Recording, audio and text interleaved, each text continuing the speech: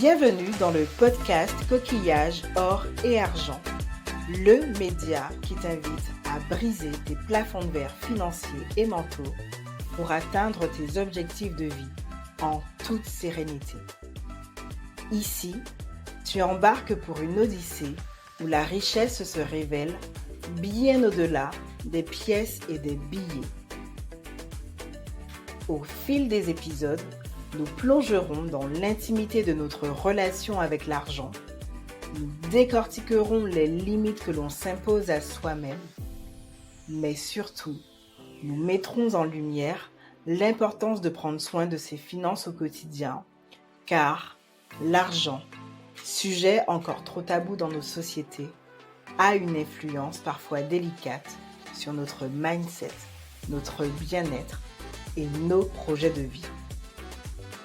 Alors, que tu sois en voiture, dans les transports, au bureau, à la plage, chez toi ou même dans les bois, ce podcast est ton refuge sonore. Et chaque semaine, il t'enrichira grâce à un nouvel épisode, solo ou avec invité, de quoi t'ouvrir les portes de la richesse et de l'abondance. Bienvenue à bord du podcast Coquillage, Or et Argent. Nous voici donc pour un nouvel épisode captivant.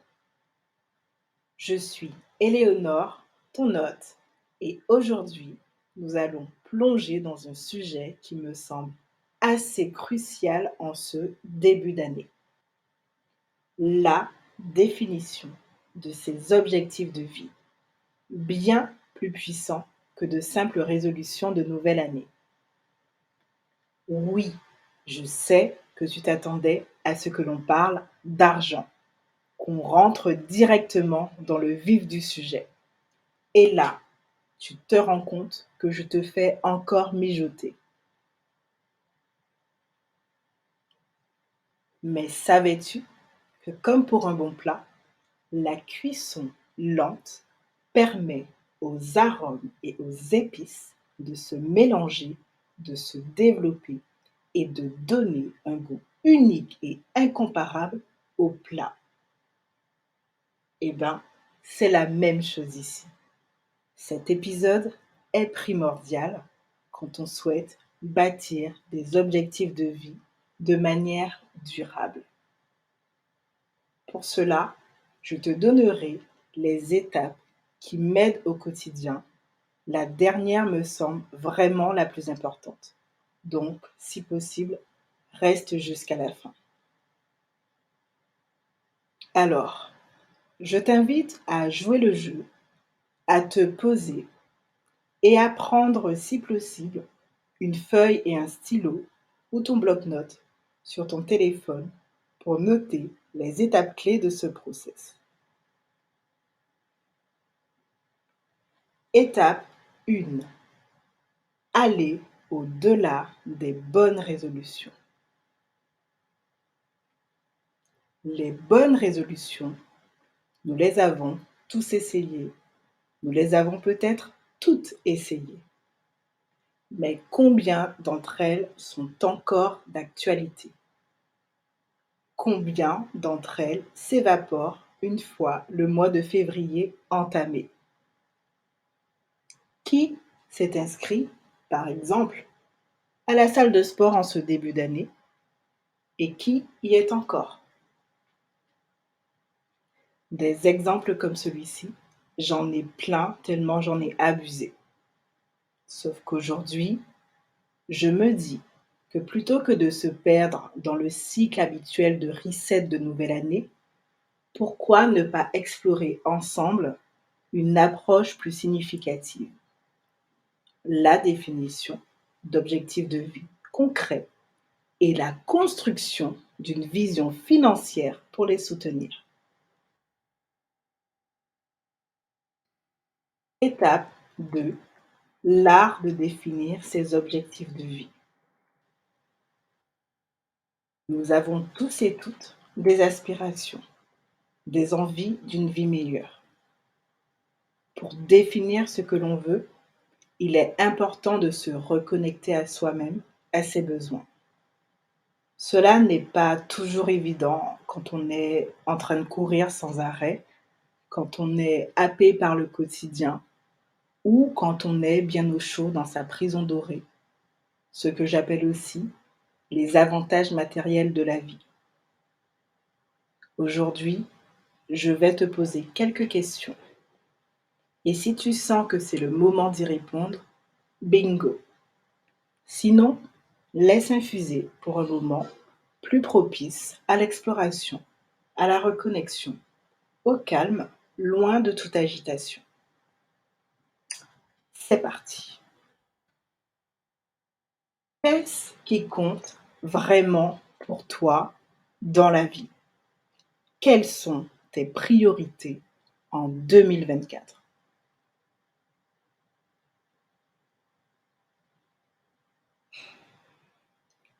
Quels sont tes rêves, tes aspirations profondes, ton idéal de vie?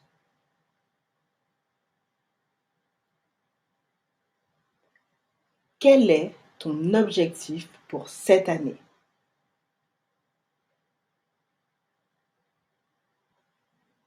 Quelles sont tes motivations? Quel est ton pourquoi?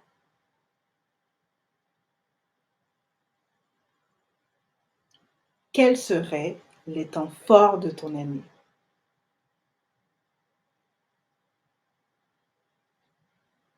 Et enfin, pose une intention, un mot qui définirait bien ton année.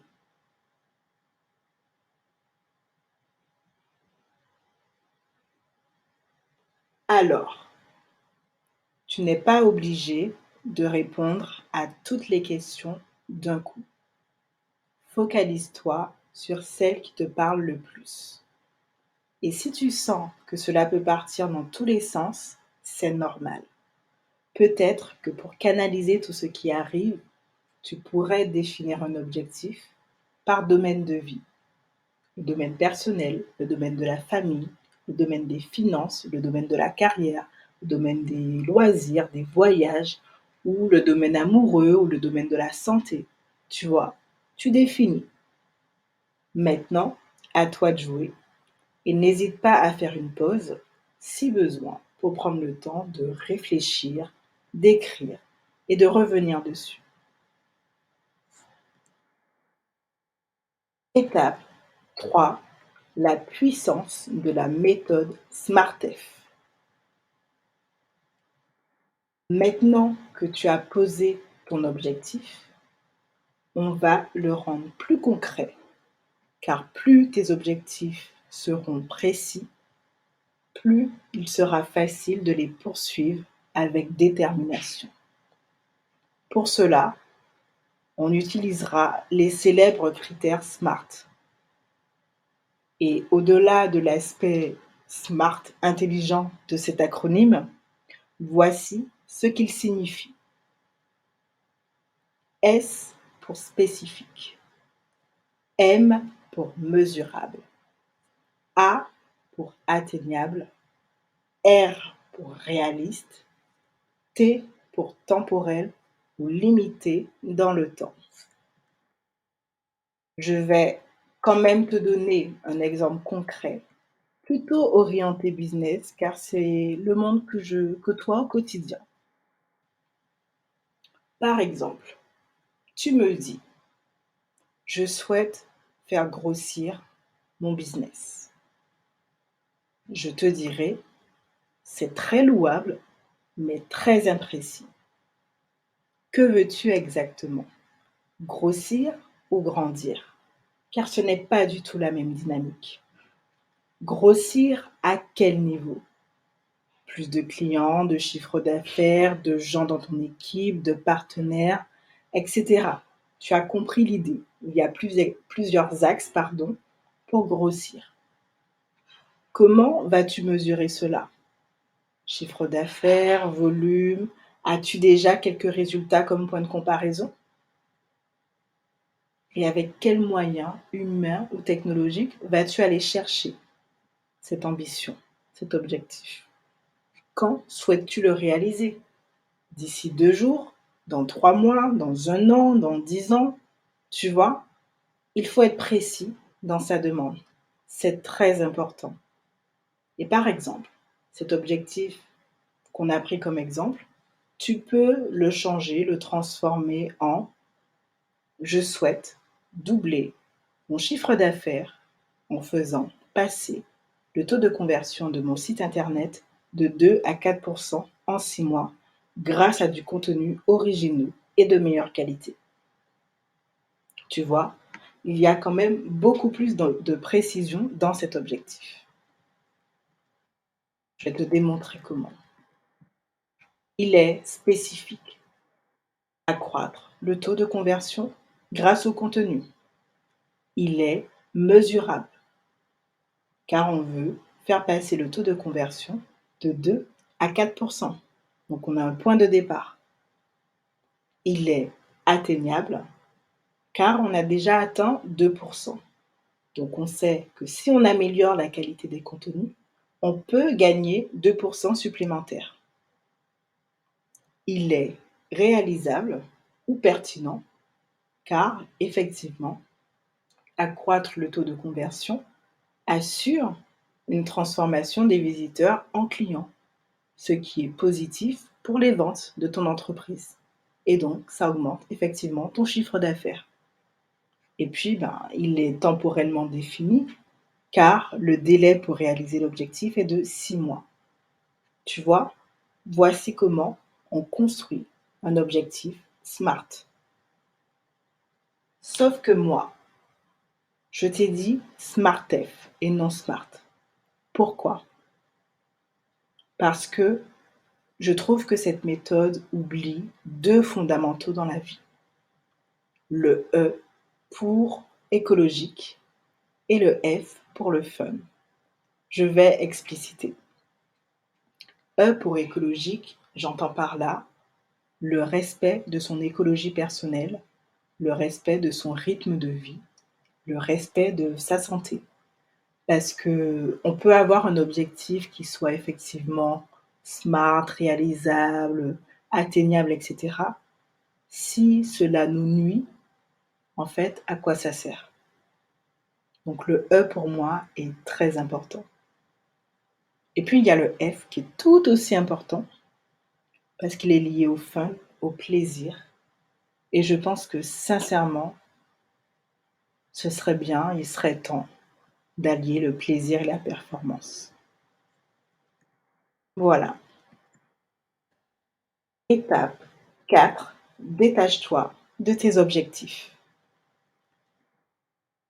Maintenant que tu connais la méthode SMARTF, je te demande de te détacher de tes objectifs, ou plutôt du résultat.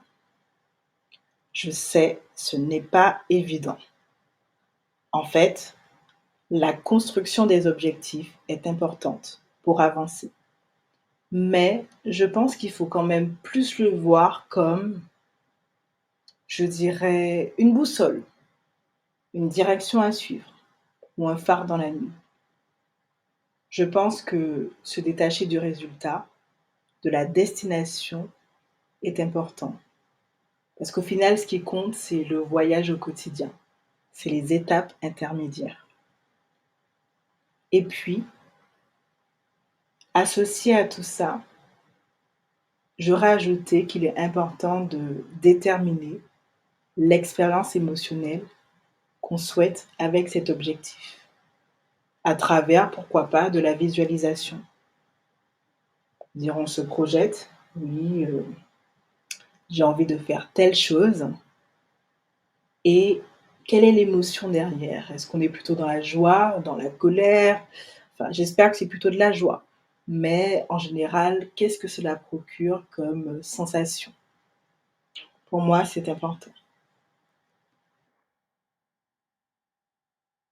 Étape 5, la dernière et ma préférée, la vision financière en soutien des objectifs. Pourquoi je parle de cela alors que j'ai dit en début d'épisode qu'on ne parlerait pas forcément d'argent? Comment une vision financière peut-elle soutenir nos objectifs de vie. Mais en fait, c'est très simple. Je suis partie d'un constat du monde professionnel que je côtoie au quotidien et je me suis rendu compte que beaucoup d'entrepreneurs avancent à l'aveugle dans leur business sans vision. Beaucoup d'entre eux et d'entre elles ont une approche court-termiste de leur business. Beaucoup n'anticipent pas. Beaucoup d'entrepreneurs ont peur. Beaucoup d'entrepreneurs sont plutôt dans le faire et non dans l'être. Et beaucoup d'entre eux courent, s'essoufflent, sacrifient leur santé et parfois leurs relations en agissant ainsi. Beaucoup d'entre eux et d'entre elles, ayant la tête dans le guidon, risquent d'exploser en vol, risquent de faire un burn-out. Alors que avoir une vision est l'une des compétences majeures dans le business et encore plus dans sa vie. Quand on réfléchit aux impacts futurs de nos actions présentes, on peut anticiper. Et avoir une vision claire permet d'arrêter de faire des choses sans valeur ajoutée.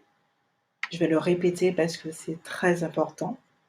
Avoir une vision claire permet d'arrêter de faire des choses sans valeur ajoutée. En plus, ajouter une dimension financière permet de revenir à ce que j'appelle le principe de réalité, c'est-à-dire l'équilibre entre le rêve et le pire scénario possible. C'est le levier qui nous permet de garder les pieds sur terre, de temporiser nos objectifs.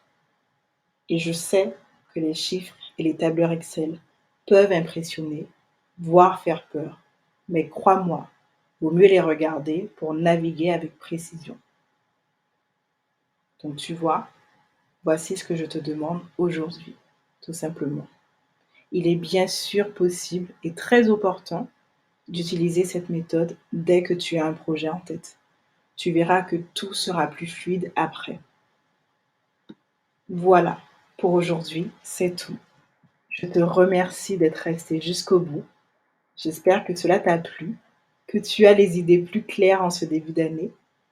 Et si tu as préféré écouter, laisser infuser ces conseils sans pour autant faire de suite l'exercice, c'est OK. Chacun son tempo. En plus, j'ai la nette conviction que janvier et février sont plutôt des mois d'hibernation et d'introspection et que c'est au printemps que fleurissent les projets dont on a semé les graines avant. Reste à l'écoute pour les prochains épisodes qui te plongeront encore plus profondément dans les thèmes du bien-être financier, de la croissance personnelle et bien sûr de la réalisation de tes objectifs de vie.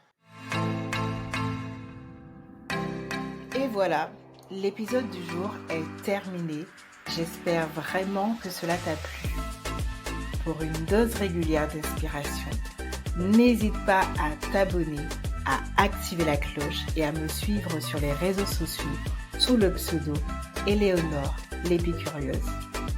Et surtout, pense à mettre 5 étoiles de mer pour que ton podcast vibre durablement et fasse écho au-delà des frontières.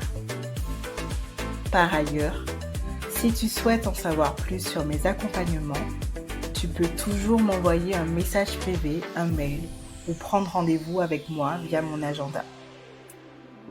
Je te dis à très bientôt pour de nouvelles découvertes sur l'argent.